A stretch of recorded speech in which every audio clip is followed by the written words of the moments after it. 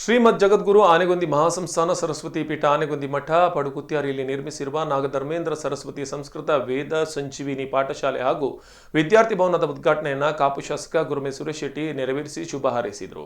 ಈ ಸಂದರ್ಭ ಮಹಾಸಂಸ್ಥಾನದ ವಿದ್ವಾನ್ ಮಂಡಳಿಗೆ ವೈದಿಕ ಗುರು ಪರಂಪರೆಗೆ ಸೇವೆ ಸಲ್ಲಿಸುತ್ತಿರುವ ವೇದ ಬ್ರಹ್ಮಶ್ರೀ ಶಂಕರಾಚಾರ್ಯ ಕಡ್ಲಾಸ್ಕರ್ ಪಂಡಿತ್ ಇವರಿಗೆ ಸಂಸ್ಥಾನದ ಆಸ್ಥಾನ ವಿದ್ವಾನ್ ಪದವಿ ಪ್ರದಾನ ಮಾಡಲಾಯಿತು. ಶ್ರೀಮದ್ ಜಗದ್ಗುರು ಆನೆಗೊಂದಿ ಸಂಸ್ಥಾನ ಸರಸ್ವತಿ ಪೀಠಾಧಿಪತಿ ಕಾಳಹಸ್ತೇಂದ್ರ ಸರಸ್ವತಿ ಸ್ವಾಮೀಜಿಯವರು ಆಶೀರ್ವದಿಸಿದರು. ಆನೆಗೊಂದಿ ಪ್ರತಿಷ್ಠಾನ ಹಾಗೂ ಚಾತುರ್ಮಾಸ ನಿರ್ವಹಣಾ ಸಮಿತಿ ಅಧ್ಯಕ್ಷ ಶ್ರೀಧರಾಚಾರ್ಯ ವಡೇರ ಹೋಬಳಿ ಕಾರ್ಯಕ್ರಮದ ಅಧ್ಯಕ್ಷತೆ ವಹಿಸಿದರು.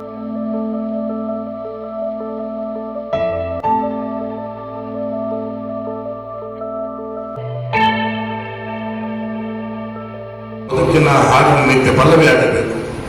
ಮತ್ತೆ ಮತ್ತೆ ಈ ಐಭೋಗ ವೈಭವಗಳ ಬದುಕಿನಲ್ಲಿ ಅನ್ನು ರಣಸುವಂತೆ ಮಾಡಬೇಕೆಂದು ಪ್ರಾರ್ಥನೆ ಮಾಡ್ತಾರೆ.